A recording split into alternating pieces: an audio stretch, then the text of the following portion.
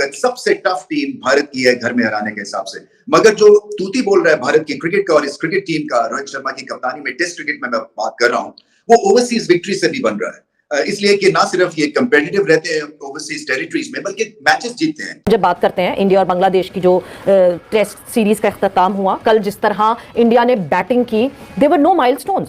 लोग प्लेयर्स जो हैं, बैटर्स जो हैं, वो हाफ सेंचुरी कर सकते थे, मगर नहीं, they just went in and took the risk और हाई रिस्क क्रिकेट खेल कर निकले। किसी ने नहीं सोचा मेरी सेंचुरी हो जाए, मेरी 50। 1877 से टेस्ट क्रिकेट हो रही है, ऐसी क्रिकेट नहीं देखी। मतलब ये क्रिकेट देखने के बाद इंग्लैंड का बेसबॉल भी गुल्ली डंडा लगने लगा। ये कौन से प्लेनेट पे क्रिकेट हो रही है? लोग बेसबॉल कर रहे हैं, तो ये कौन सा बॉल है? इस बॉल को क्या नाम दें? इन्होंने तो बिल्कुल क्रिकेट को उस जगह लेके जा रही है भारत की टीम के पता नहीं आने वाले वक्तों में दूसरी टीमें क्या करेंगी। जिस तरह की क्रिकेट भारत ने खेली है, अपने ही रिकॉर्ड बार बार तोड़ा होता है कि शायद टेस्ट क्रिकेट से मोहब्बत कम हो रही होती है, डिमिनिश हो रही होती है। इवेंचुअली कोई ऐसी परफॉर्मेंसेस आती हैं जब आपको फिर से इश्क हो जाता है इस फॉर्मेट से, क्रिकेट के इस फॉर्मेट से। और जिस तरह इंडिया ने कमाल करके दिखाया, जिस तरह परफॉर्म किया, 1.5 दिन सवाल बड़े थे जी, हो सकेगा रिजल्ट आ सकेगा, रिजल्ट नहीं आ सकेगा, मगर कल जो कमाल दिखाया और कल के बाद फिर आज जो कमाल दिखाया, यूं करके रैप किया और बांग्लादेश को कहा हम आपको व्हाइट वॉश करेंगे, चाहे आप व्हाइट वॉश करते हुए आ रहे हैं पाकिस्तान टीम को। मिडिल ऑर्डर में मुशफीक 191 रन, साथ में जनाब लिटन दास और 8वें नंबर वाला मेहदी हसन मिराज। हमारे तो गले की वो हड्डी बना हुआ था, ना निगल सको ना उगल सको। उसी ने 70 80 रन नंबर 8 पे आगे डाले। तो 6 सेशन पाकिस्तान को बांग्लादेश ने पिंडी के पहले मैच में फील्ड में रखा। मैच के अंदर कोई मैच ही नहीं है। जय हिंद दोस्तों। भारत ने बांग्लादेश को 2 दिन के अंदर टेस्ट मैच हरा दिया, जिसको लेके पाकिस्तानी मीडिया को अभी भी यकीन नहीं आ रहा है कि मतलब ऐसा कैसे हो सकता है, क्योंकि इसी बांग्लादेश की टीम ने पाकिस्तान को पाकिस्तान में जाके 2-0 से हराया था, जिसके बाद पाकिस्तानी मीडिया उम्मीद लगा के बैठी थी कि भारत को भी बांग्लादेश एक ना एक मैच तो हराएगी। लेकिन ऐसा हुआ नहीं। बांग्लादेशियों की तो ऐसी कुटाई हुई कि मानो पाकिस्तानी भी मतलब बांग्लादेश के साथ साथ इतने परेशान और हैरान है कि मतलब ऐसा कैसे हो गया कि 2 दिन के अंदर ये लोग जीत गए। दोस्तों, अगर आप लोगों ने अभी तक वीडियो को लाइक नहीं किया तो वीडियो को लाइक और चैनल को सब्सक्राइब जरूर करें। और इसी बात को लेकर पाकिस्तानी मीडिया भारतीय खिलाड़ियों के फैन हो गई है। जो भारतीय यंग खिलाड़ी आ रहे हैं, मतलब जैसे यशस्वी जायसवाल, ऋषभ पंत जैसे खिलाड़ियों की तो मतलब इन लोगों ने जमकर तारीफ करी है। और साथ में ये भी कह रहे हैं कि भारत को आने वाले टाइम पे हराना काफी मुश्किल होगा। कर सकते हैं, बहुत सारी चीजें सीखने वाली हैं अश्विन से, कि जब आपको मौका मिले आप प्रूव करें कि आपको अगली दफा बाहर करना या टीम से निकालना बहुत मुश्किल काम होगा। तो इसी तरह से अपना केस बार बार लड़ते हैं और अपना केस बार बार बनाते हैं, जिसकी वजह से इनके बहुत सारे फैंस हैं। सो आपको ड्रामे के बगैर भी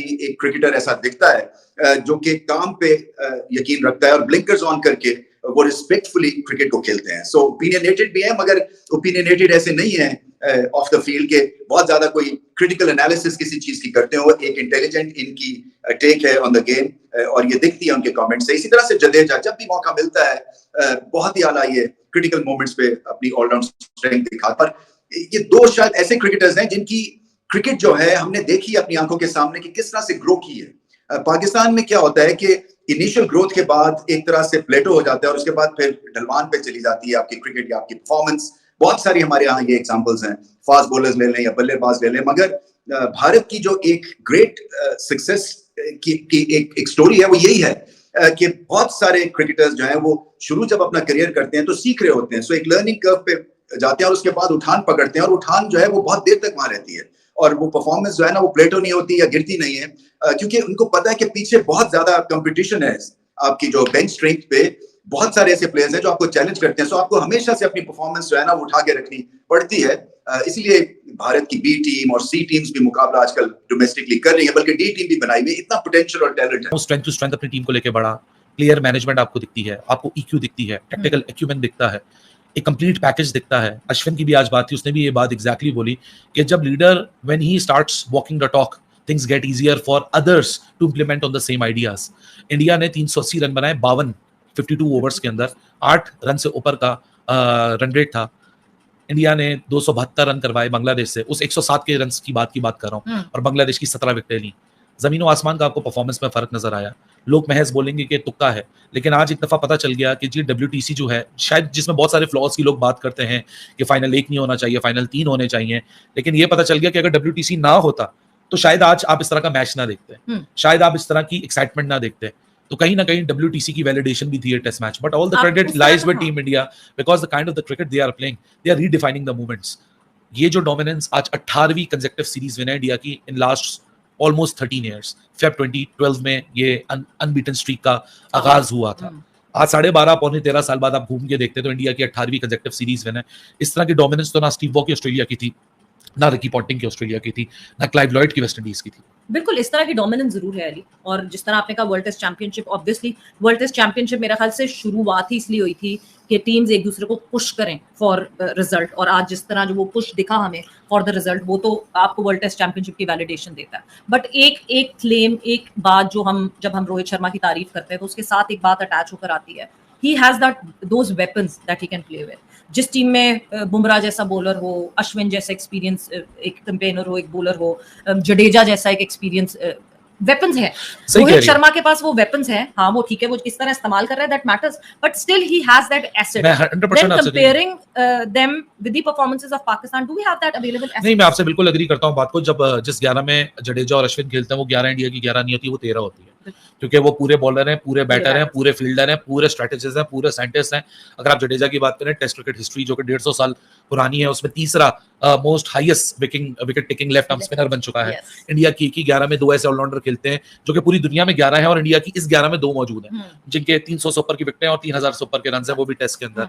इसमें कोई दो राय नहीं है। लेकिन किसने रोका था कि आप इस तरह की कंसिस्टेंसी ना बनाएं? किसने रोका था कि आप ट्रांजिशन ना करें?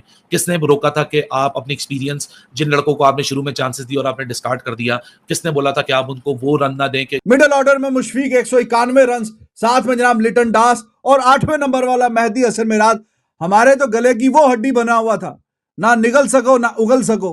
उसी ने 70-70 80-80 रन नंबर 8 पे आगे डाले।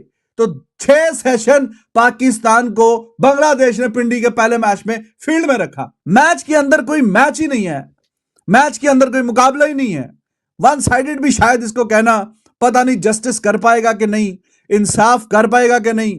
ये वाले अल्फाज जो इंडिया की जो इतनी शानदार परफॉर्मेंस हुई है, शायद कि उसके साथ ये इंसाफ ना कर सके। बाकी टीमें इस टाइम उनकी कांपें टांग रही हैं कि हमारे साथ भी ये होगा। ऑस्ट्रेलिया जैसी टीम भी इस टाइम खौफ के अंदर है कि पता नहीं इस टेस्ट चैंपियनशिप के अंदर होगा क्या। तो जो इंडिया हर टीम का इतना बुरा असर कर रहा है, जो टेस्ट को T20 T10 की तरह लेके चल रहा है, तो ये बाकी टीमों को क्या हाल करेगा। पाकिस्तान तो दूर की बात है, ये तो अब तो इंडिया का मुकाबला ये 2-3 बड़ी टीमों के साथ है, और ऑस्ट्रेलिया, इंग्लैंड, न्यूजीलैंड, इन टीमों के साथ है। बाकी टीमें, हमारा जो मुकाबला है वो तो हमारा आयरलैंड जो है, छोटी टीमें जो वेस्ट इंडीज वगैरह, ये सारी छोटी टीमें इनके साथ है। जाहिर सी बात है, देखें इंडिया बड़ी अच्छी परफॉर्मेंस करता आ रहा है, उनको हराया, वो अपने मुल्क में हारे हुए भी 13-14 साल उनको हो गए हैं, तो इतना आसान नहीं। जाहिर सी बात है, उनको होम कंडीशंस का भी एडवांटेज होता है। दूसरा उनका एक खौफ तारी हो गया है, उन्होंने बना दिया अपना खौफ दूसरी वर्ल्ड की टीमों के लिए। अच्छा, जो वो यानी कि आसान नहीं है दूसरों को, दूसरी टीम्स के लिए इंडिया को। देखा दोस्तों, पाकिस्तानी पब्लिक और पाकिस्तानी मीडिया मतलब कैसे दीवानी हो गई है भारतीय टीम की, और अपने खिलाड़ियों को कह रहे कि अगर किसी से सीखना है तो भारतीय टीम से सीखो मक्की, मतलब छोटी टीमों के साथ कैसे खेला जाता है। और अब तो ये लोग भी मानने लगे कि पाकिस्तान और भारत में मतलब जमीन आसमान का फर्क है। दोस्तों, अगर आप लोगों ने अभी तक वीडियो को लाइक नहीं किया तो वीडियो को लाइक और चैनल को सब्सक्राइब जरूर करें।